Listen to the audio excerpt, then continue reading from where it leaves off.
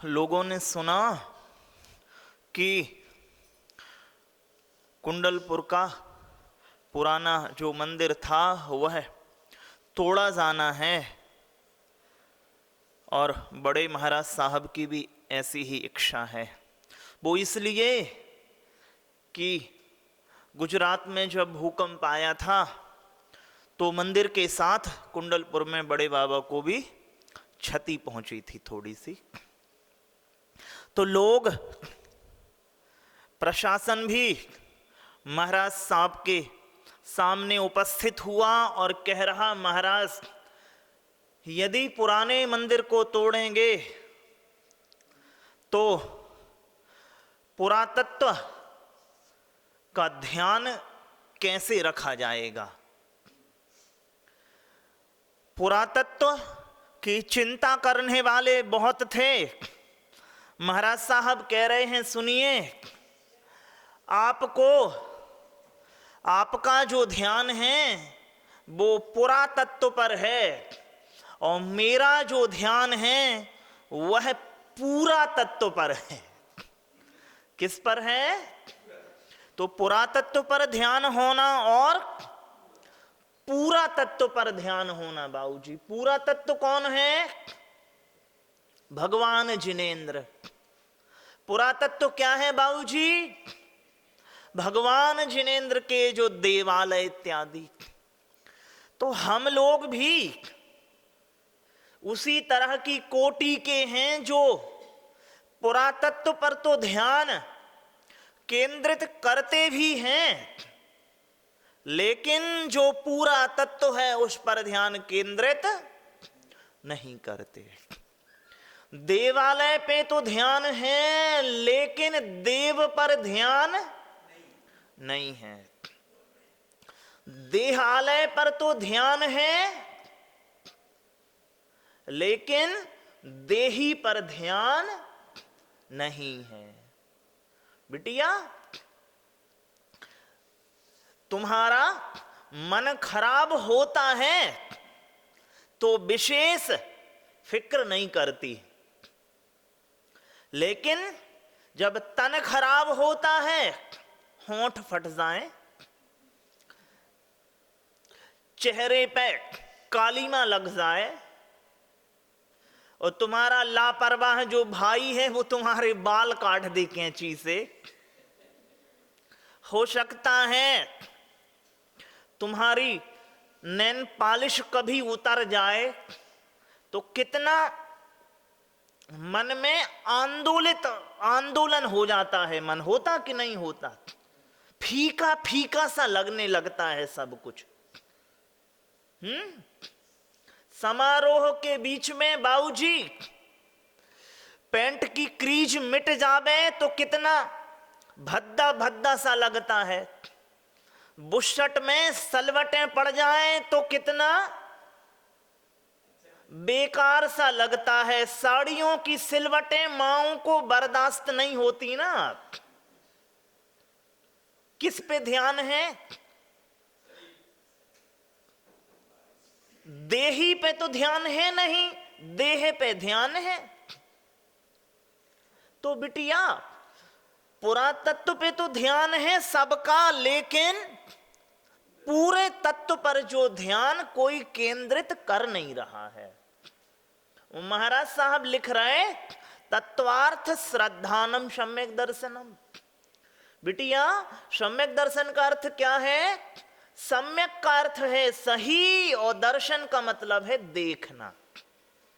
चीजें जैसी हैं राहुल जी, चीजें जैसी हैं उनको वैसे देखना। अपनी तरफ से उस पे कुछ आरोपित मत करना। देखो, दो चीजें हैं बाबूजी, हम और आप कारण को तो जुटाते हैं कि कारण के जुट जाने से करण में परिवर्तन आएगा। करण मतलब भाव। हमेशा सोच के चलते हैं सब लोग कि कारण जुट जाए तो करण में परिवर्तन आ जाएगा तो कारण के जुटने से, कारण मतलब निमित्त, कारण के जुटने से करण परिवर्तित हो अथवा ना हो ये जरूरी नहीं है। लेकिन जब करण परिवर्तित हो जाएगा तो यहां पे हर चीज आपको कारण के तौर पे ही नजर आने लगेगी। क्या बिटिया? पश्चिम में और पूरब में, क्षमा करें, पश्चिम और पूरब के दर्शन में जो मौलिक अंतर है बाबूजी, उनमें से एक ये है, पश्चिम का, पश्चिम मतलब वेस्टर्न जो है, हमारा वेस्टर्न वर्ल्ड जो है, उसकी फिलॉसफी ऑफ थॉट पूरा का पूरा ये रहा है, वस्तु बदलेगी तो व्यक्ति सुख पाएगा। क्या बदले? वस्तु बदले। तो बैलगाड़ी से साइकिल पर आ गए, फिर मोटरसाइकिल, कार, जहाज, फिर रॉकेट पे पहुंच गए। तो वस्तु बदले तो व्यक्ति सुख पाएगा, ये पश्चिम का फिलॉसफी ऑफ थॉट रहा है। और पूरब का जो भारत है, भारतीय परंपराओं का जो थॉट है वो ये है, वस्तु बदले या ना बदले, वस्तु से सुख का संबंध नहीं है, सुख का संबंध है व्यक्ति के बदलने से। व्यक्ति बदले तो सुख पाएगा, वस्तु बदले सुख पाए अथवा नहीं पाए ये जरूरी है नहीं। मैंने सुना, सुनो, मैंने सुना बिटिया, तुम्हारे लिए है जे, मैंने सुना एक आदमी बाजार में लठ लेके घूम रहा। क्या लेके? लठ। बुजुर्ग आदमी, लोग पूछते हैं, वो गाली गलौच भी करता है, तो लोग पूछते हैं ये लठ लेके कहां घूम रहे हो और किसको लेके गाली गलौच करते हो? वो कहता है मैं उस आदमी को ढूंढ रहा हूं जिसने मुझसे कहा था ताऊ जे मोबाइल रख ले तो तेरा खूब समय बचेगा। क्या रख ले? मैं उस आदमी को खोज रहा हूं जिसने मुझसे कहा था जे मोबाइल रख ले तो खूब समय बचेगा। अब देखा मैंने मोबाइल रख के, लेकिन हुआ क्या? समय नहीं बचा। तो बिटिया देखो बाबूजी, हम और आप दो चीजों पे ध्यान केंद्रित करते हैं। परिणमन पे तो ध्यान हम केंद्रित करते ही करते हैं और परिणाम पे भी करते हैं, लेकिन बहुधा हमारा जो ध्यान केंद्रित होता है वो किस पे? परिणमन। परिणमन मेरे अनुकूल हो जावे तो मैं सुखी हो जाऊंगा, लेकिन परिणमन अनुकूल हो ना हो और सुख का परिणमन से संबंध है नहीं।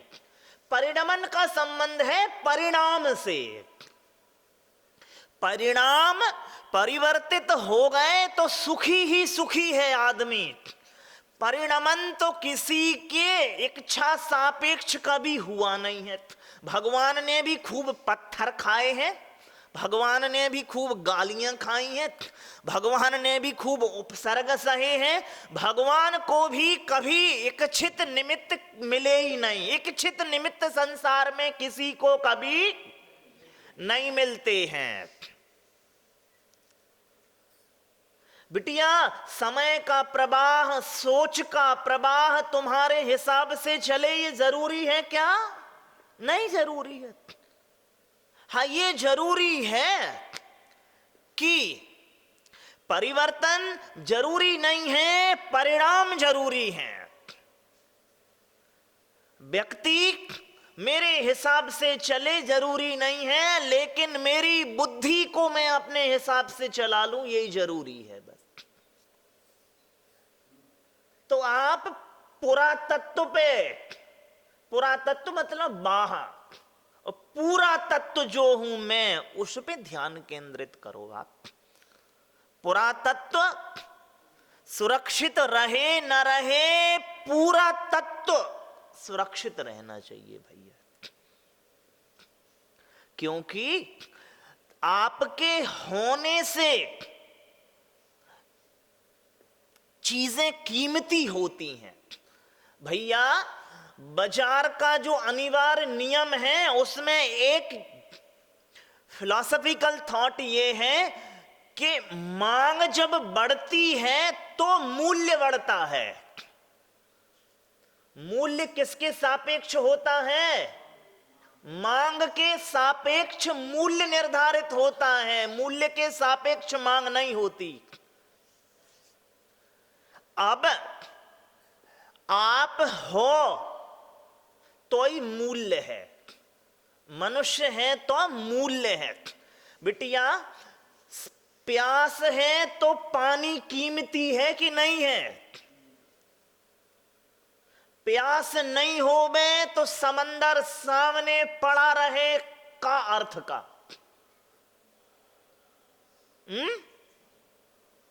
क्यों जी?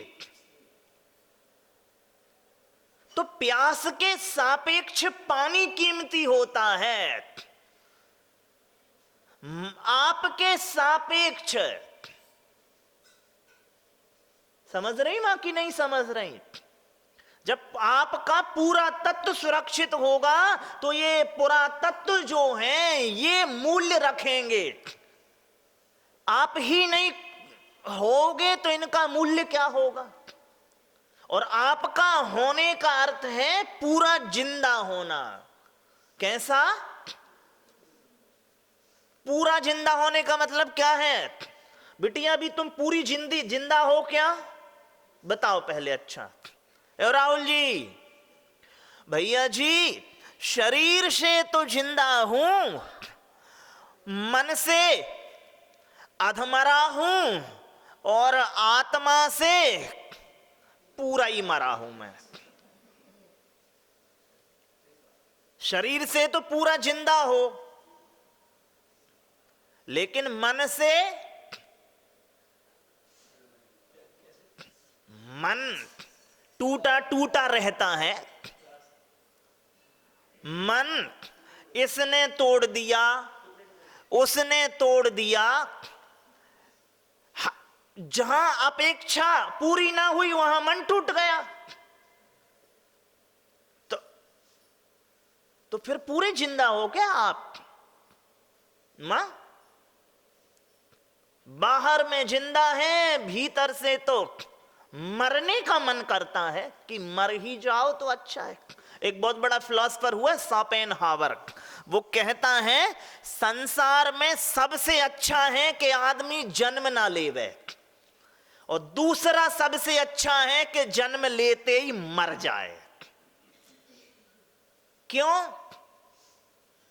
अरे उत्साह तो खो देते हो एक मिनट में, आप नहीं खो देते। आपके उत्साह स्वापेक्षी हैं कि संसार अपेक्षी हैं? बताओ भैया। तो आप अपने उत्साह को अपने केंद्रित बनाओ। मैं प्रसन्न रहना चाहता हूं तो मैं रहता हूं, मैं दुखी होना चाहूं तो ही दुखी हूं, मैं दूसरे मुझे दुखी करना चाहें तो दुखी नहीं हूं। मैं होना चाहूं तो मैं हूं। तो सारी की सारी केंद्रीयता कहां होनी चाहिए? मेरे से। क्या है अभी महाराज जी? अभी क्या है इनके साथ में? अभी ये अपनों से प्रभावित हैं और होना है अपने से प्रभावित। बिटिया तुम अभी अपनों को मनाने में लगी हो। राहुल जी किसको मनाने में? अपनों को। अपनों को जे दिखाना है, अपनों को जे मनाना है, अपनों के लिए जे करना है, अपनों के लिए वो करना है। पूछो अपने लिए ना अपने को मनाना है, ना अपने लिए कुछ करना है, ना कुछ भी, तो अपने लिए नहीं। और जो अपनों के लिए वो ही कर पाएगा जो अपने लिए करेगा।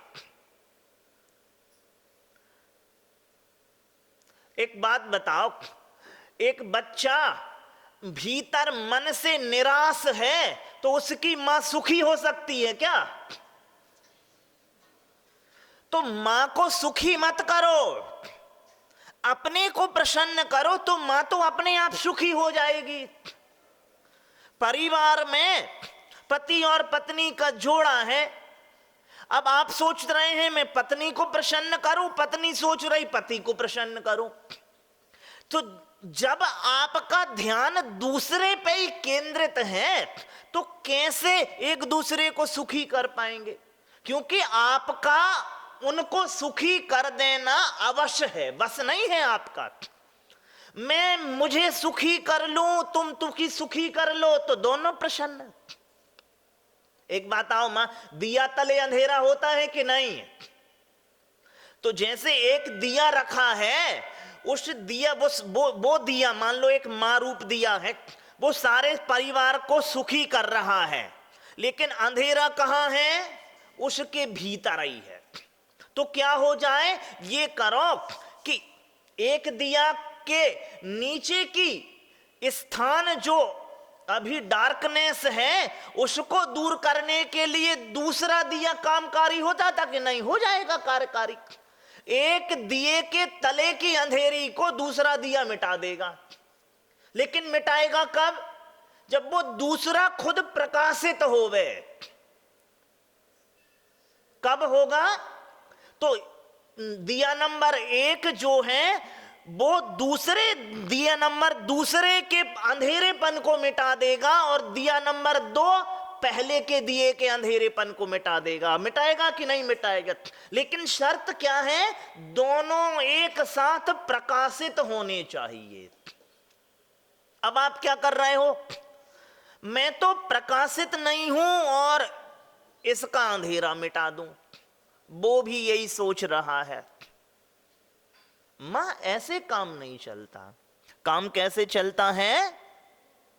आप पुरातत्व पर ध्यान केंद्रित ना करके पूरा तत्व पर ध्यान केंद्रित करें, तो तब काम होगा मां। अन्यथा काम हमारा होने वाला है नहीं। जब महाराज लिखते हैं तत्वार्थ श्रद्धानम सम्यक दर्शनम, तो उसमें जब हम कहते हैं जीव श्रद्धान, जीव तत्व है, तो जीव कौन है? अरे मैं ही हूं भैया।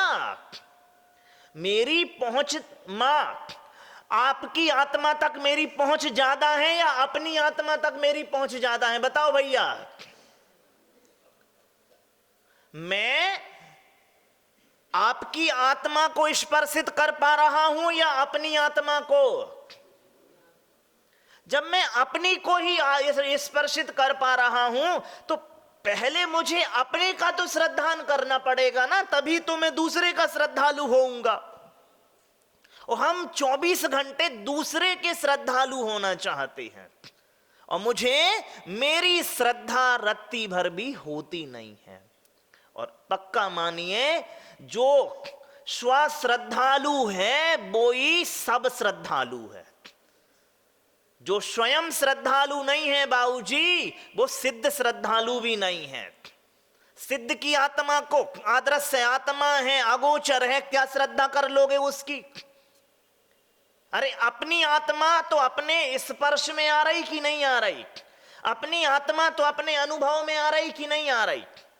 तो जब जो अनुभव में आ रही है, जानी है, देखी है, उसकी तो श्रद्धा नहीं करते हो, और जो नहीं देखी, जो नहीं जानी, उसकी श्रद्धा करने का दावा करते हो। तो जो अपना श्रद्धालु है मां, जो स्व का श्रद्धालु है, वो ही पर का श्रद्धालु होगा। जिसे अपनी श्रद्धा नहीं है, मान के चलिए उसे संसार में किसी की श्रद्धा नहीं है। जो अपना सम्मान नहीं करना जानता वो संसार में किसी का सम्मान नहीं कर सकता है। जो अपने को सुखी नहीं रख सकता है संसार में बाबूजी, वो किसी को सुखी नहीं रख सकता है। उसे पता ही कैसे चलेगा कि सुख कैसे रखना पड़ता है। सुखी अपने से ही तो सीखोगे ना कि मुझे खुद को मैं ऐसा सुखी रखता हूं, तो ऐसे ही पैमानों के आधार पे दूसरों को भी सुखी रखा जा सकता है। सकता है, रखे रह पाए ना रह पाए अलग बात है। तो अपनी श्रद्धा देखें, पूरा तत्व को कम ध्यान देवें और जो अपना पूरा तत्व है उस पे ज्यादा ध्यान देवें, तो सब लोग बहुत ज्यादा सुखी हो जाएंगे। परिवार भी, समाज भी और देश इत्यादि भी खूब सुखी हो जाएंगे। अन्यथा गई भैंस पानी में जैसी जा रही है तो वो और चली जाएगी। महाराज अभी कितने पानी में है, ये उथले पानी में है, अब गहरे पानी में चली जाएगी, अन्य और कुछ भी होने से रहा नहीं। तो मैं चाहता हूं कि सब अपनी श्रद्धा करें, इसलिए ताकि आप दूसरे की श्रद्धा कर सकें। बोलिए पूज्य मंगलानंद सागर जी, मंगल सागर मुनि महाराज की जय। नमो।